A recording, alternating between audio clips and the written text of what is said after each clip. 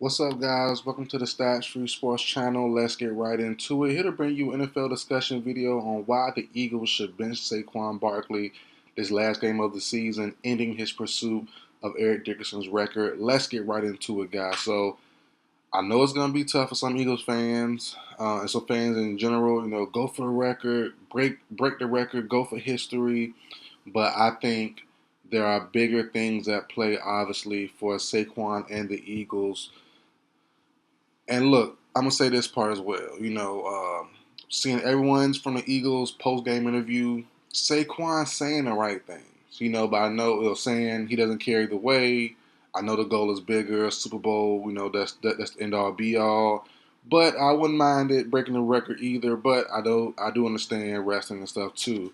I've seen Lane Johnson kind of agree with that. I've seen Mariota, the other lineman, say nope, go chase it. AJ Brown say nope, go chase it. So I know it's gonna be tough for some Eagles fans, but he had to sit, man. He had to sit, plain and simple. He has a huge workload, and look, I'll be the first one to say it. I was wrong. I've been wrong for a year and a half. As a non-Eagles fan, I'm a Falcons fan, but I've been saying on this channel for a year and a half, maybe even 2 years, I would not pay Saquon over 10 million. Over 10 million per season. When Saquon was it franchise tag, whatever he was a couple years ago by the Giants and brought back, and Daniel Jones was given a contract. He was given a franchise tag, I believe, of 10 million. I was like, I don't understand it. Like, I'm not giving him. No, he's not worth it. He's injury prone. He can't stay healthy. All that good stuff. I was saying all that, and then when he went to free agency this year, I'm like, good for the Giants. Shouldn't pay him, and they should have gave him everything he wanted because he is a monster. Obviously, he went ahead and caught this type of season with the Giants. The O line wasn't as good, but he stayed healthy. Forget the numbers.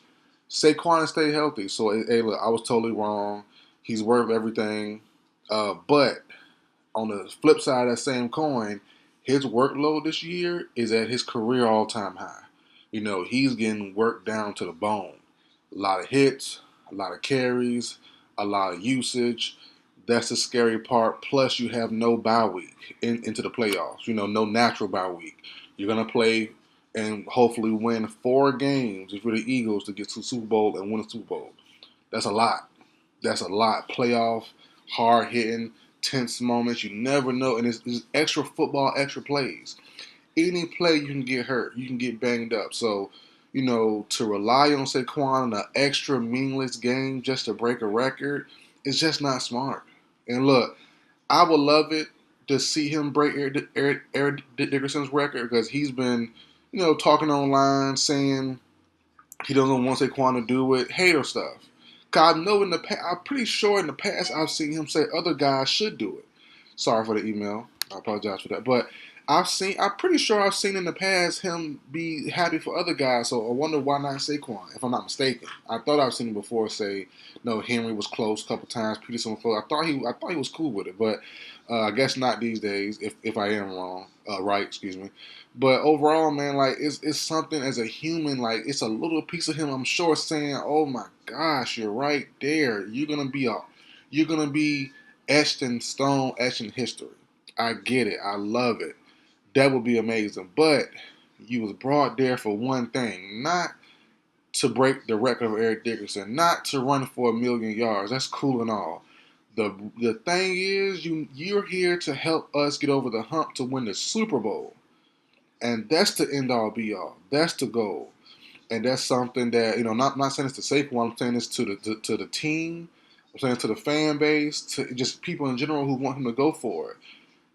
They have a bigger picture.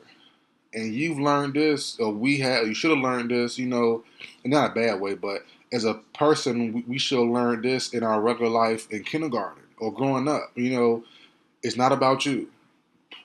If you're playing a team sport, it's about the team. It's about the other guys. It's about the big picture, and the big picture is clear as day. You're 5 games away, but you're 4 games away. You're guaranteed into the playoffs. You're right there. You're right there. Go get it. Hurst has been sitting for a couple weeks. He's gonna come back. He's gonna come back fully healthy, hopefully. You know, Saquon, you want to bring him in there fully healthy and work for this long 4 game stretch on this heavy workload because it's gonna be cold. Do you trust Hurts to throw it? It's gonna be a lot of runs. Can you take that pressure? Can you take that workload? Can you take more? And that's something we're gonna see with Saquon. I hope he can. I'm sure he can. You know, he's built for it physically, emotionally. It seems like it as well. He doesn't seem like he's getting tired or getting worn down. But still, man, just more plays, more action, more just danger of getting injured. Like I say, any play can do that, but just you never know, man. So for everyone that wants him to break it, and including me, I wouldn't mind seeing him break it against his old team. The storyline, the movie storyline is right there in your face. It's right there in all our faces. We've seen what Joe Shane said. Was it Hard Knocks or just in the off season, wherever he was being filmed on? I think it was Hard Knocks. I'm sure it was Hard Knocks. But we've seen what he said. We've seen what his son said. Bring him back, Dad. Like, come on. He's like, nah, we cool. No, we cool.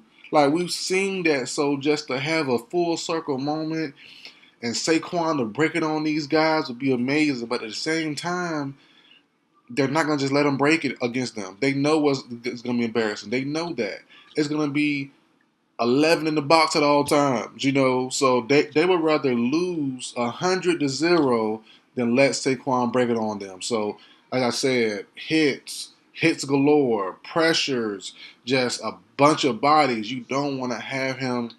And that's normal football, but obviously, you know, they're playing for something even greater now for just pride.